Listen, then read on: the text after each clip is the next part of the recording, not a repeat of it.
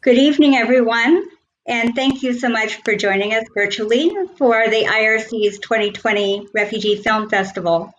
I'm Donna Duvin, and I'm the Executive Director with the International Rescue Committee in San Diego.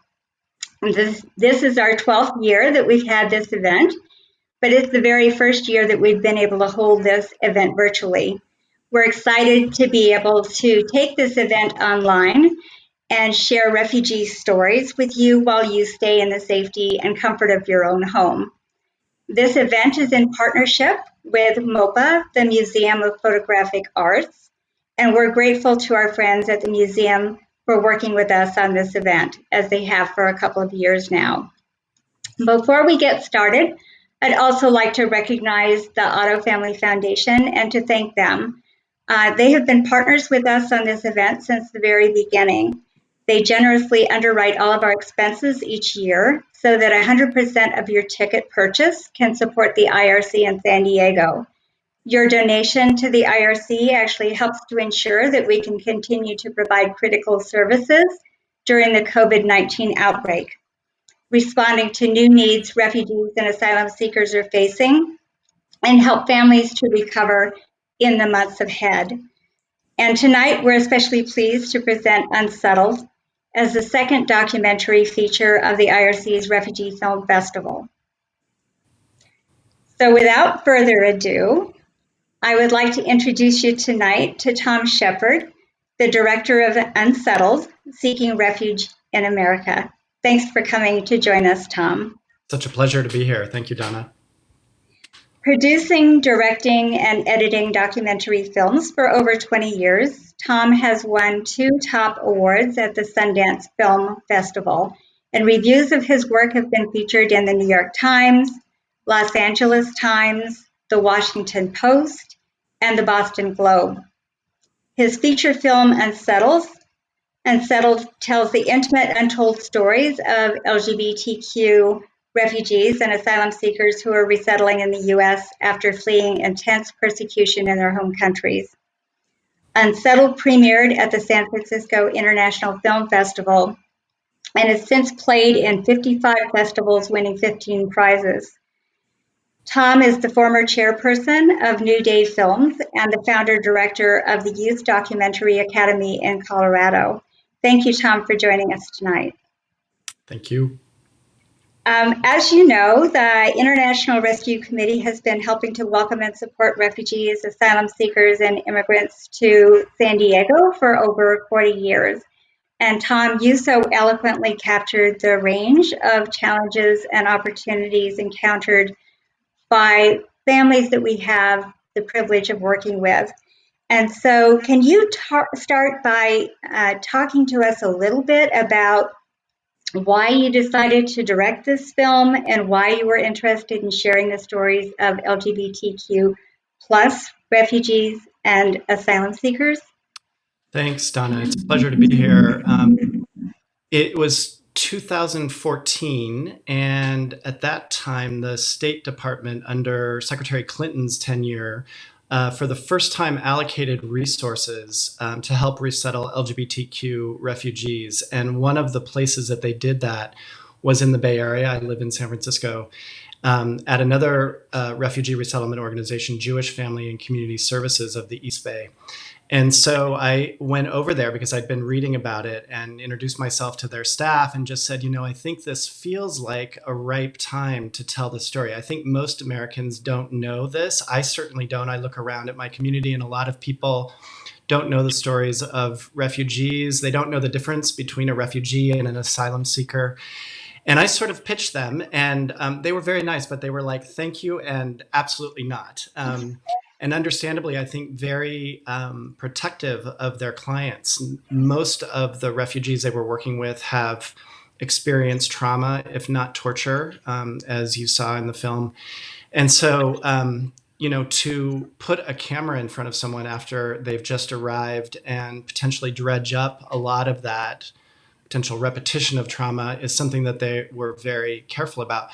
They said, would you like to volunteer for us? Because we could use a lot of volunteers right now. It was right at the beginning and there wasn't a lot of infrastructure. And I said, absolutely. And so I did that for about 6 months and kind of got to know the lay of the land and was just sort of listening and watching, and was able to develop some relationships with some of their clients. And I think over time they saw, okay, this guy feels, trustworthy enough. Let's take it, the conversation to the next step. So we did that. And I think also, Donna, simultaneously was seeing some of the conversations being a little bit siloed. So in one corner, you would have refugee rights and resettlement organizations talking, and in another corner, you'd have immigrant rights groups talking, and another corner, LGBT rights. And this was at the time that marriage equality was beginning to sort of wend its way to the Supreme Court. So the advancement of LGBT civil rights in this country and in the West was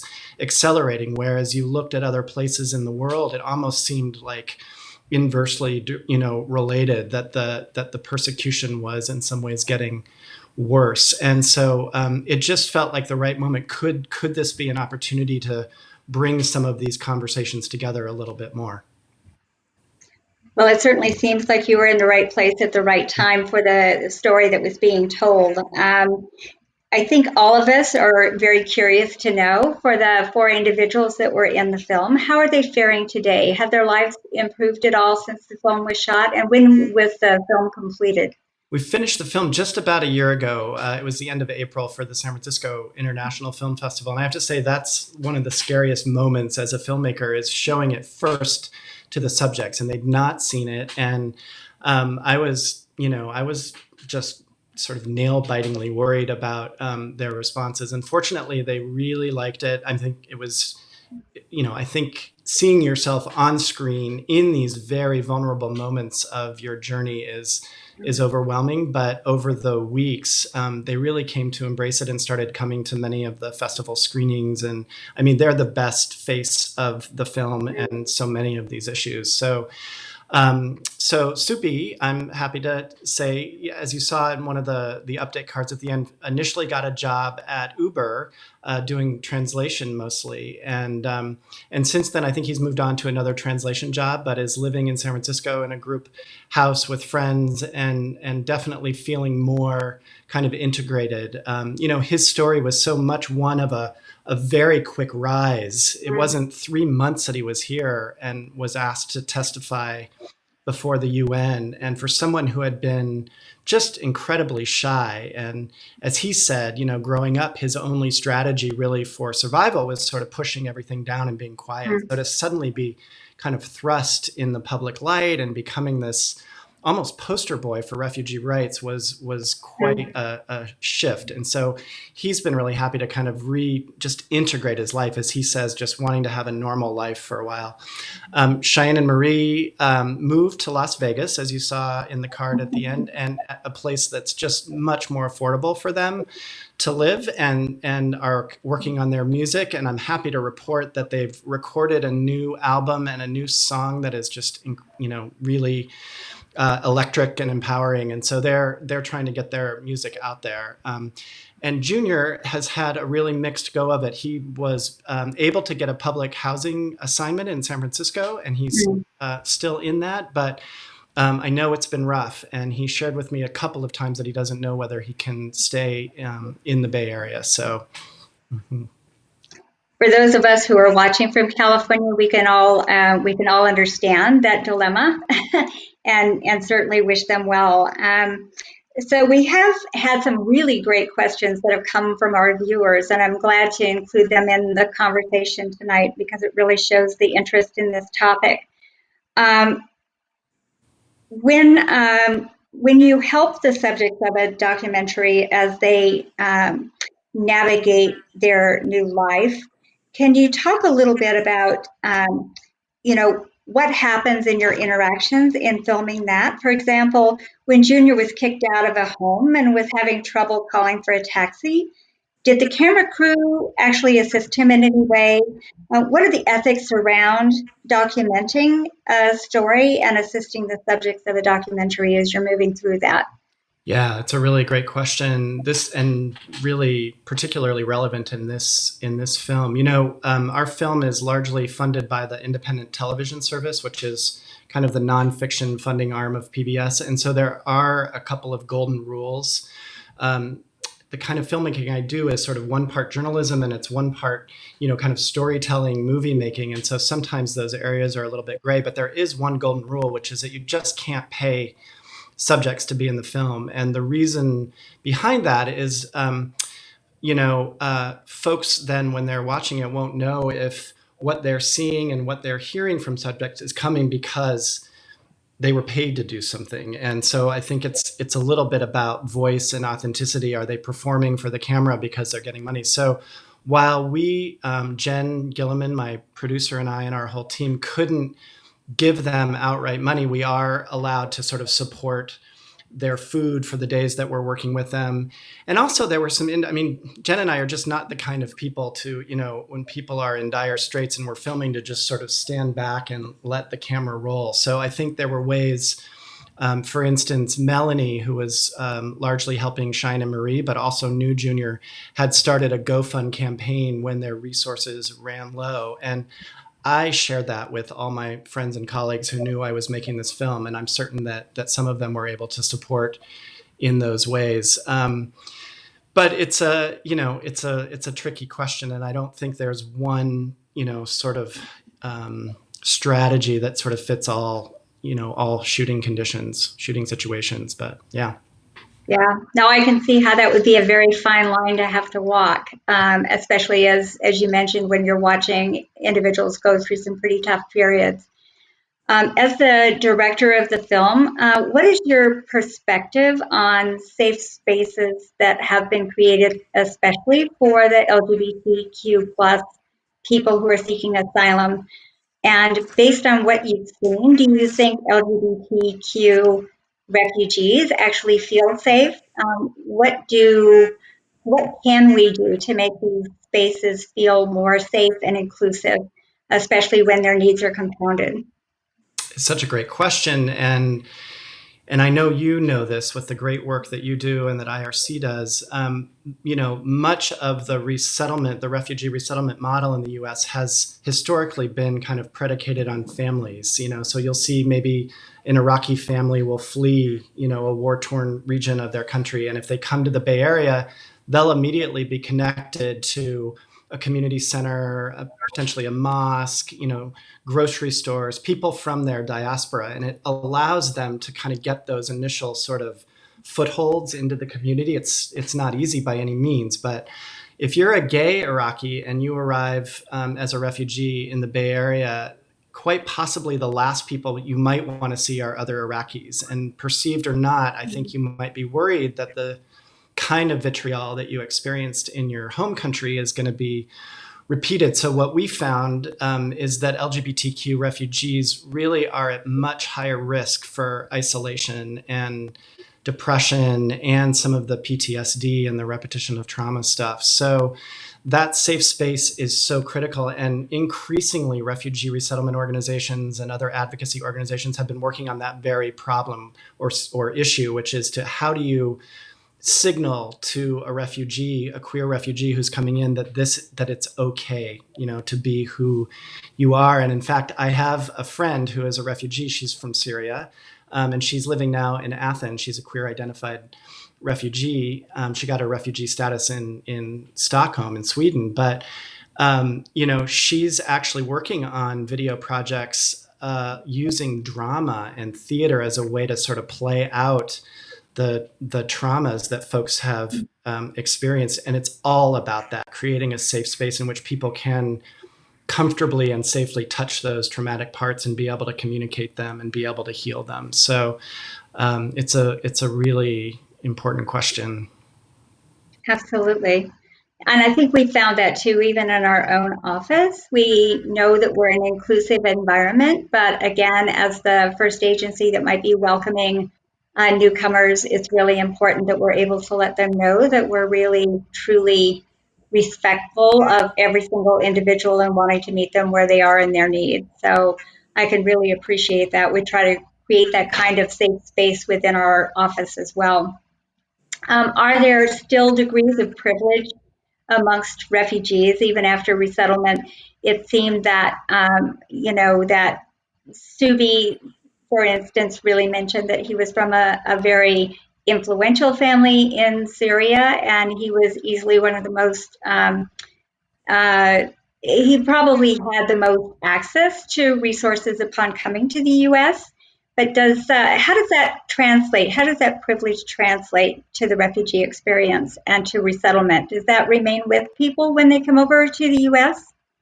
I think even within our own film, those differences of experience and differences in privilege were pretty marked, and so and Subi has certainly talked about this, and not only did he have a lot of opportunities before the war started in terms of his level of education, although all of the refugees and the asylum seekers that we followed in our film were extremely educated in their countries. And I think it's one thing that I really love, because I think many Americans have this sort of perceptions of refugees as uneducated, poor, bedraggled, and that certainly wasn't the case with any of them. But Supi, I think, in part because he's read as by some in the queer community as white, as European, and I think his language skills and his some of those privileges maybe allowed him to navigate things in an easier way, and certainly that he was selected to go to the United Nations and have that sort of attention. I can't imagine that wouldn't have made a difference. Someone like Junior, who had, I've talked with him a lot about this, like he's gender nonconforming, he's dark skinned, he's, his accent, his Congolese accent makes it difficult for some Americans, especially when he first arrived, to understand. Those created huge constraints. And he often felt like, even in San Francisco, one of the most progressive cities in America, he felt like, he was getting sort of side-eyed by people when he was on the Muni or the subway, and the way he was treated in some of these bureaucracies. So absolutely, things like race and class, they make a huge difference in how someone can navigate those early weeks and months of being here. Well, we certainly see plenty of signs of that, I think, in today's culture and political climate as well. Do the cities that are really known for being very LGBTQ friendly, such as San Francisco and New York, tend to receive a larger share of cases that are LGBTQ? And was there any particular reason that you used LGBT in the captions during the film rather than using LGBTQ? Two really good questions. So the first one, yes, I would say a disproportionate, I don't know what the exact numbers are, but a disproportionate of queer refugees coming to the US have resettled in places like San Francisco and in New York. And also part of that, as I said, was deliberate in terms of the infrastructure that the State Department was trying to sort of support. And I think that was a noble impulse to support refugees in this area. And San Francisco certainly has a kind of reputation of being an emerald city for dislocated queer people, domestically or immigrants. But try living in San Francisco on a refugee benefit of $335 a month. I mean, teachers and middle class people can't afford to live here. And I think you kind of see this in the film, that in a certain way, sexual orientation and gender identity took a back seat in many cases to just the real essential survival needs that these folks were experiencing. So in terms of the LGBT versus the larger and more inclusive alphabet, largely because the studies and research that we cite when you see those cards use those terms and those identities. So the research that they're based on is using that. So if we were to put another set of identities, it wouldn't quite comport with the sources in those bibliographies. So, but it's, of course, those terms are evolving, and it's just interesting to hear people using a whole range of language to kind of self-identify. I appreciate the question. Yeah, without a doubt. One question from our viewers too is, One opinion expressed during the film was that resettlement process for LGBTQ population in cases is much more difficult than the traditional or typical refugee or asylum seeker who might be coming to the U.S. And the question is, do they receive any additional resources from an agency like the IRC? And so I'm happy to be able to respond to that question. I think certainly as seen in the film, anytime you have anyone coming to the U.S. as a refugee or as an asylum seeker without any kind of a social network, that can be a very trying and traumatic experience. I think certainly at the IRC, we try to provide a very equitable experience so that everyone has a chance to have an equal opportunity for resettlement success. But we also try to tailor many of our services around the unique social and emotional needs and the cultural background of the individuals that we're working with. So, for instance, with women who are being resettled in San Diego County, we recognize that they may have different barriers than the male counterparts that are in the same household. We try to address that. And similarly, for youth who are coming over with a family who may have had disruptions in their schooling and certainly are experiencing a lot of tensions and stressors from being in a new culture as an adolescent, we try to provide special supports for them to be able to get through that experience. And I would say that for the LGBTQ clients that we have been working with, we look to them to tell us in part what their needs are. But I think what you mentioned about looking for that safe space and feeling like they're at home and they're welcome where they are is extremely important. So with their willingness to receive them, we oftentimes refer them to other agencies who are serving and supporting other LGBT local communities. And we work very closely here in San Diego, for instance, with the San Diego LGBT Community Center, who have been great partners in connecting with our clients. I will also say that I think in terms of special recognition and accommodations, safety is really, really important for anybody who comes into a new community. And we're especially sensitive, I think, to finding those welcoming neighborhoods and housing areas where we think that our clients are going to do the best, especially when we're looking at people who may have been traumatized from persecution and acts of hate crime. Some of the clients that we feel are the most vulnerable in that way that we've seen over the last couple of years are actually our LGBTQ asylum seekers who have sought safety coming across our southern border. And, given the trauma that they have experienced in the past, looking for that safe environment is extremely important. And unfortunately, that experience of hate crime and violence doesn't always stay on the other side of the border. We've actually had, unfortunately, a couple of our clients who have experienced that once relocating to the U.S.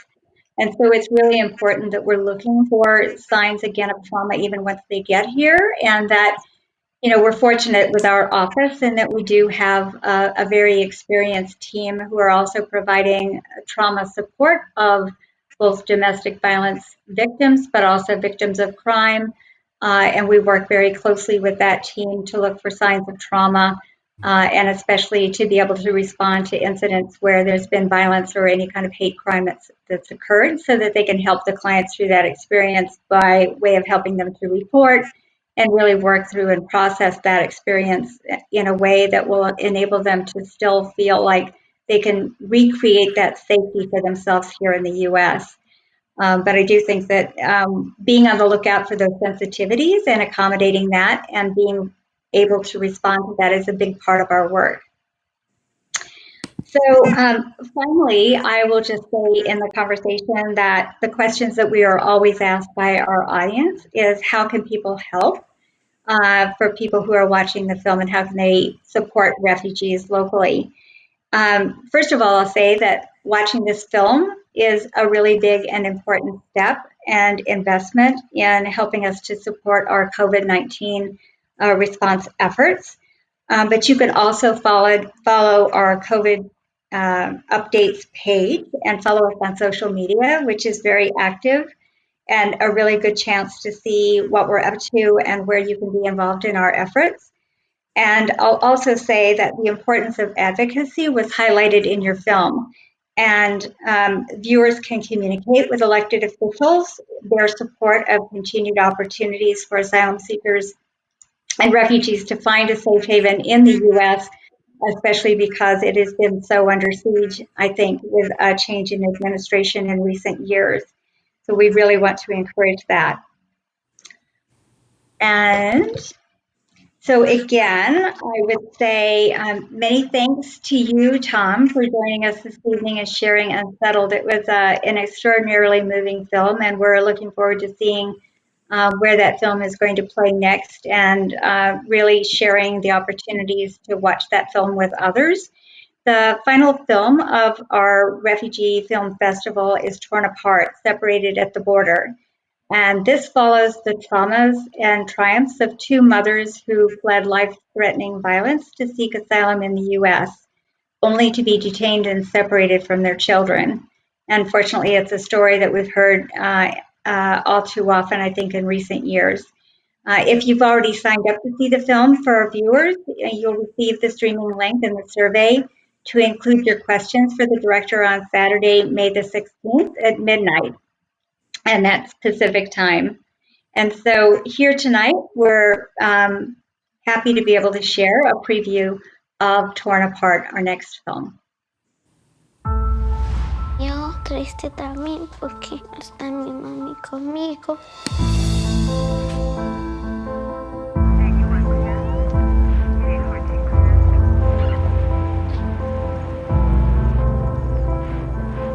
Mataron al papá de mi niño. Eso fue lo que me obligó a salir.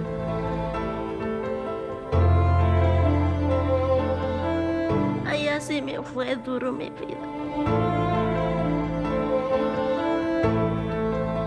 Cuando vine a migración creí que todo había terminado. O sea, yo pensé que mi sufrimiento se iba a terminar.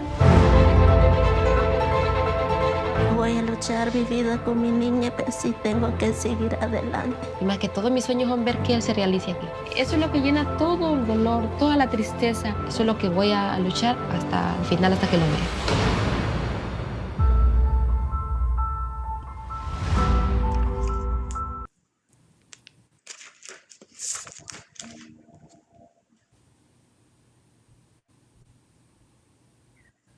So that ends our program for this week. Special thanks to Tom Shepard again for sharing the film with us. Please join us again next week for a screening of Torn Apart with director Ellen Gusenberg Kent. Good night and stay safe, everyone.